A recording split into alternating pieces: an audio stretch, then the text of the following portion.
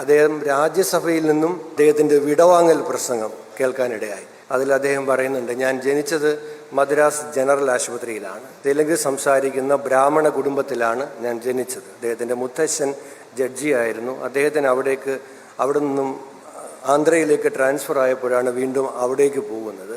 അതിനുശേഷം ഞാൻ പഠിച്ചത് ഹൈദരാബാദിലാണ്, പിന്നെ ഞാൻ പഠിച്ചത് ഡൽഹിയിലാണ്. ഞാൻ കല്യാണം കഴിച്ചയാളുടെ അച്ഛൻ സൂഫി പാരമ്പര്യത്തിൽ നിന്ന് വരുന്ന ഒരാളാണ്. അവരുടെ അമ്മ മൈസൂർ രജപുത്താണ്. അപ്പോൾ എൻ്റെ മോൻ എന്തായിരിക്കും? ബ്രാഹ്മണായിരിക്കുമോ, മുസ്ലിം ആയിരിക്കുമോ, ഹിന്ദിക്കാരനായിരിക്കുമോ?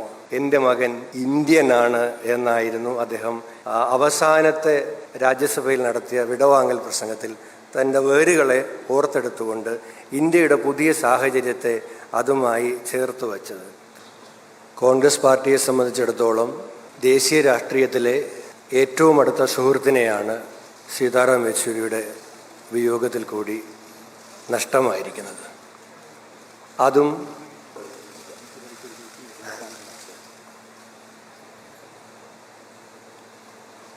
ദേശീയ രാഷ്ട്രീയത്തിൽ അദ്ദേഹത്തിൻ്റെ സാന്നിധ്യം ഏറ്റവും കൂടുതൽ അനിവാര്യമായ ഒരു സന്ദർഭത്തിൽ അപ്രതീക്ഷിതമായി അദ്ദേഹം കമ്മ്യൂണിസ്റ്റ് പാർട്ടിയുടെ നേതൃത്വത്തിൽ നിന്നും മാറുക എന്നതല്ല, ദേശീയ രാഷ്ട്രീയത്തിൽ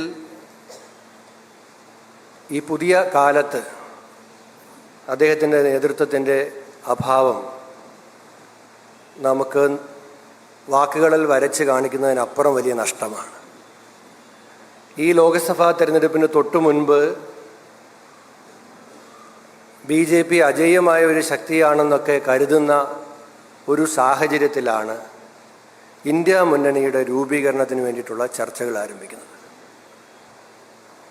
ആ ഇന്ത്യ മുന്നണിയുടെ രൂപീകരണത്തിന് സീതാറാം യെച്ചൂരി വഹിച്ച പങ്ക് വളരെ വലുതായിരുന്നു. അതിനിവിടെ എല്ലാവരും അനുസ്മരിച്ചതുപോലെ കമ്മ്യൂണിസ്റ്റ് പാർട്ടിയുടെ നേതാവായി, അതിൻ്റെ ജനറൽ സെക്രട്ടറിയായി പ്രവർത്തിക്കുന്ന ഘട്ടത്തിൽ തന്നെ അദ്ദേഹത്തിന് വിവിധ രാഷ്ട്രീയ പാർട്ടികളിലെ നേതാക്കന്മാരുമായിട്ടുണ്ടായിരുന്ന വ്യക്തിബന്ധവും നേതൃത്വ പാഠവും ഇന്ത്യ മുന്നണിയുടെ രൂപീകരണത്തിന് വലിയ തോതിൽ സഹായകരമായിട്ടുണ്ട് എന്നുള്ള കാര്യവും ഞാനിവിടെ അനുസ്മരിക്കുകയാണ്.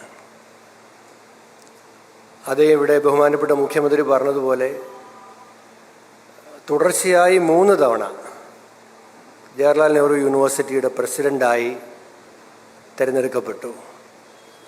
നമ്മളെല്ലാം അത്ഭുതത്തോടുകൂടി നോക്കിക്കാണുന്ന ഈ JNUവിൽ പോയിട്ടുള്ളവർക്കെല്ലാം കണ്ടിട്ടുള്ള JNUവിൻ്റെ ഒരു കൾച്ചറുണ്ട്. JNU ഇന്ത്യയിലെ മറ്റ് ക്യാമ്പസിൽ നിന്നും വ്യത്യസ്തമായി സംവാദങ്ങളുടെ രാത്രിയില്ലാത്ത അന്തരീക്ഷത്തിൻ്റെ തെരഞ്ഞെടുപ്പിൻ്റെ തന്നെ പ്രത്യേകമായി അവർ തന്നെ ഉണ്ടാക്കുന്ന ഒരു ഇലക്ഷൻ കമ്മീഷൻ നടത്തുന്ന തെരഞ്ഞെടുപ്പുകളുടെ ഒക്കെ ഒരു അന്തരീക്ഷത്തെ സൃഷ്ടിക്കുന്നതിൽ സീതാറാം യെച്ചൂരിയുടെ സംഭാവന വളരെ വലുതായിരുന്നു.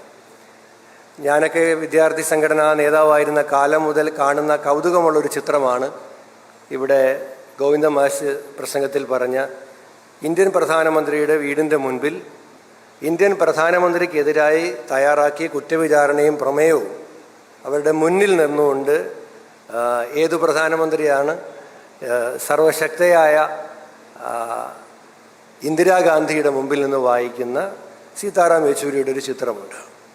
അപ്പോൾ അവർ ജവഹർലാൽ നെഹ്റു യൂണിവേഴ്സിറ്റിയുടെ പ്രസിഡൻഷിപ്പിൽ നിന്ന് ഒഴിയണം എന്നാവശ്യപ്പെടുന്ന പ്രമേയം അവരെ കൊടുക്കാൻ കൊണ്ടു ചെല്ലുന്നു. സെക്യൂരിറ്റി ഭടന്മാർ തടയുന്നു, പുറത്തെ ബഹളം അറിയുന്നു. ഇന്ദിരാഗാന്ധി പുറത്തേക്ക് വരുന്നു, പുറത്ത് വന്ന് നിന്ന് കേൾക്കുന്നു. രണ്ടും ഈ കാലഘട്ടത്തിൽ ചിന്തിക്കാൻ പോലും കഴിയുന്ന കാര്യമല്ല. അങ്ങനെ പോകുന്നതും അത് കേൾക്കാൻ ഇറങ്ങി വരുന്നതും അപ്പോൾ അതെല്ലാം നമ്മളെ സംബന്ധിച്ചിടത്തോളം വലിയ ആവേശമുണ്ടാക്കുന്ന ഏത് രാഷ്ട്രീയമായി പ്രത്യയശാസ്ത്രപരമായി അഭിപ്രായ വ്യത്യാസമുള്ളപ്പോഴും ഒരു പൊതുപ്രവർത്തകൻ, രാഷ്ട്രീയ പ്രവർത്തകൻ എന്ന നിലയിൽ ഓരോരുത്തർക്കും ആ നിലയിൽ ആവേശമുണ്ടാക്കുന്ന അനുഭവമാണ്. അതുമാത്രമല്ല, ഇപ്പോൾ ഇന്ത്യ ബ്ലോക്കിൻ്റെ കാര്യത്തിൽ മാത്രമല്ല, 2004 ഇന്ത്യ ഷൈനിങ് ക്യാമ്പയിനും ഒക്കെ ആയിട്ട് നിൽക്കുന്ന സമയത്ത് ആ ഗവൺമെൻറ് കോൺഗ്രസിൻ്റെ നേതൃത്വത്തിൽ ഒരു 1ാം UPA സർക്കാർ ഉണ്ടാകുമ്പോൾ ആ UPA സർക്കാരിൻ്റെ പ്രവർത്തന രേഖ എന്ന നിലയിൽ ഉണ്ടായ കോമൺ മിനിമം പ്രോഗ്രാം. അത് എഴുതി തയ്യാറാക്കിയതിൽ പ്രധാന പങ്ക് വഹിച്ചത് സീതാറാം യെച്ചൂരിയും ശ്രീ പി ചിദംബരവുമാണ്. പി ചിദംബരത്തെയും സീതാറാം യെച്ചൂരിയുമാണ് കോമൺ മിനിമം പ്രോഗ്രാം ഉണ്ടാക്കുന്നതിന് വേണ്ടി ചുമതലപ്പെടുത്തിയത്. അവരാണ് ആ കോമൺ മിനിമം പ്രോഗ്രാം തയ്യാറാക്കിയത്. ഞാൻ ഒരുപാട് നേതാക്കന്മാരുള്ള വേദിയിൽ ഒരുപാട് നേരം സംസാരിക്കുന്നത് അനൗചിത്യമാണ്. അദ്ദേഹം രാജ്യസഭയിൽ നിന്നും അദ്ദേഹത്തിൻ്റെ വിടവാങ്ങൽ പ്രസംഗം കേൾക്കാനിടയായി.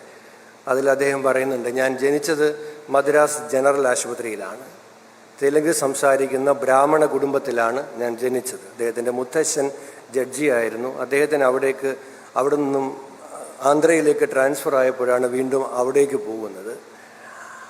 അതിനുശേഷം ഞാൻ പഠിച്ചത് ഹൈദരാബാദിലാണ്, പിന്നെ ഞാൻ പഠിച്ചത് ഡൽഹിയിലാണ്. ഞാൻ കല്യാണം കഴിച്ചയാളുടെ അച്ഛൻ സൂഫി പാരമ്പര്യത്തിൽ നിന്ന് വരുന്ന ഒരാളാണ്. ചിഷ്ടി സൂഫി ആ വിഭാഗത്തിൽപ്പെടുന്നയാളാണ്.